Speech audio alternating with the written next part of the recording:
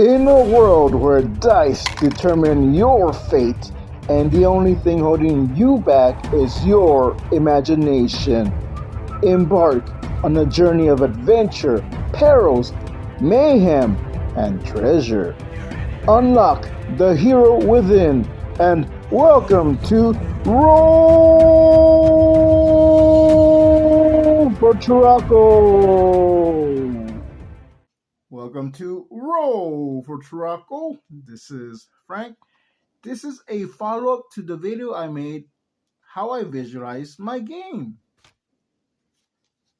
And I showed off these. Now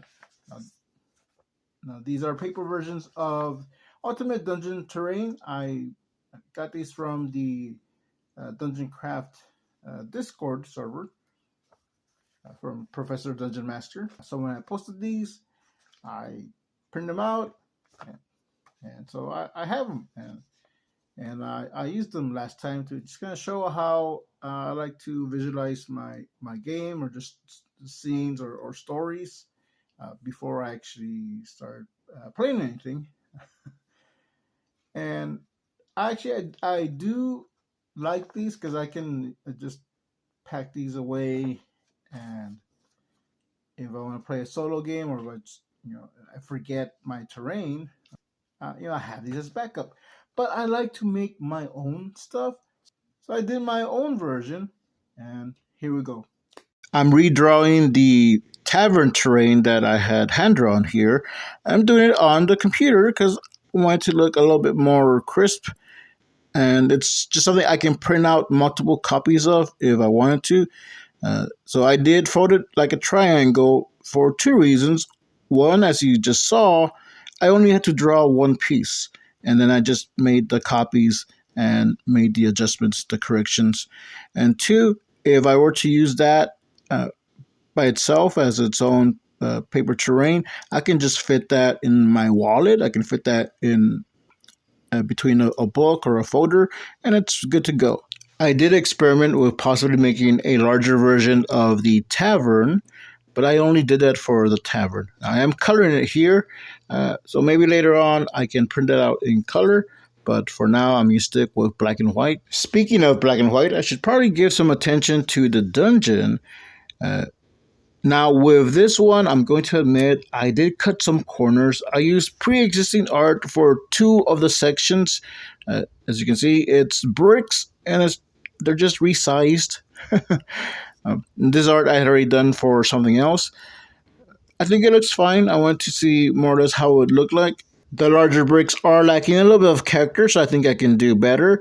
I like how the tavern came out and looks really good in color. I did go back and I redid the dungeon, so this looks a lot better. I like how the bricks came out. I drew two versions of grass terrain, and I also did a space terrain, mostly just darkness and some stars. I printed out the paper dungeon terrains. First, I'm going to show you the one that I did in two halves. That's the tavern. And I cut it out, taped it together, and here it is. Here it is. Here's the, I don't know if you can see, but I taped it right there down the center. We have Capt Goggles there, and let's get Mask Woman. She's right here. And this is not a bad size. This is something I can keep for myself. I can just fold this up, put it in a bag, or put it in a folder, and just have it as a backup. But the other ones I printed out, they came out a little smaller, and I'm gonna grab the first two that I had found online on, actually it was on the Professor Dungeon Master's Discord. And I showed those in the last video, but I'm going to show them now so you can see the comparison. And you see Capt Goggles, so he looks a lot.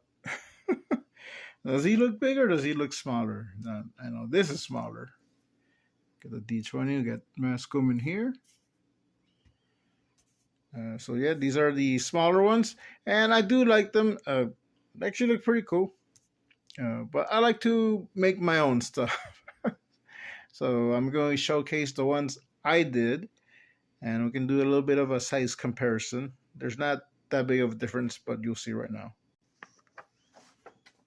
All right, so there's the tavern. We just place it over, so it's just a little bit bigger.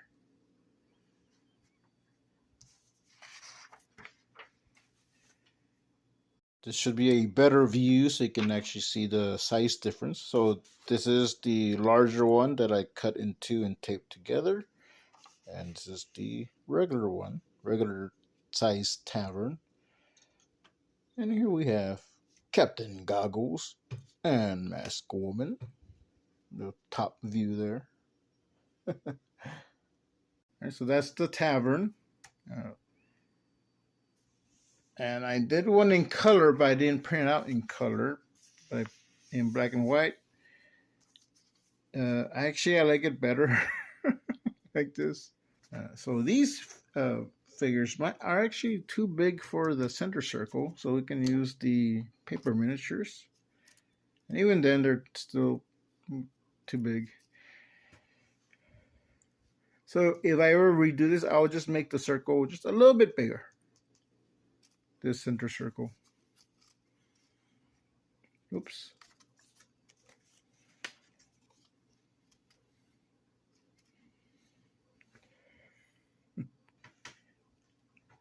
This is the dungeon terrain. It can be dungeon, it can be a street, it can be a temple. It's up to you. I'm actually not happy with this design, so I redid it. I just didn't record it, but here it is. And I like this one a lot better.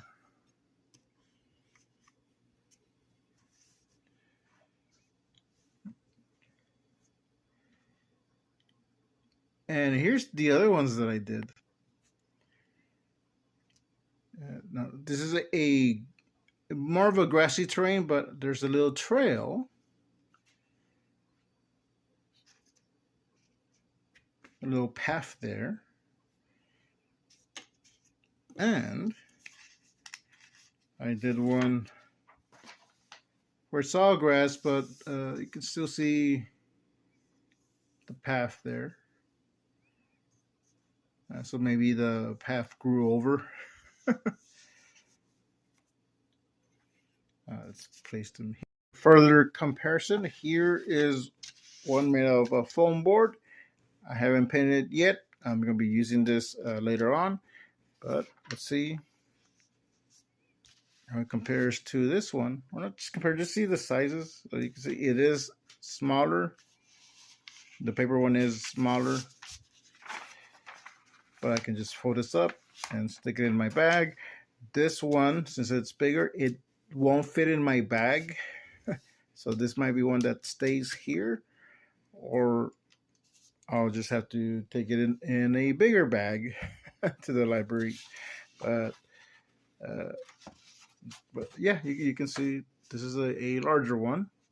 And I also have one that's unpainted. I am going to be working on this one.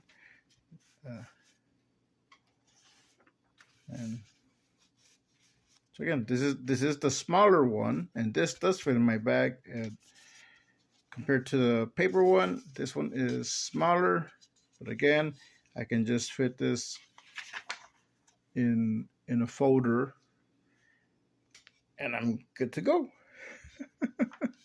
And I'll stick that folder in a backpack. So if I ever need terrain, I can just carry these as backups. This has been the paper dungeon terrain. Thank you, Professor Dungeon Master, for creating the original Ultimate Dungeon terrain. This has been Frank Salazar with Roll for Troco, and we'll see you next time.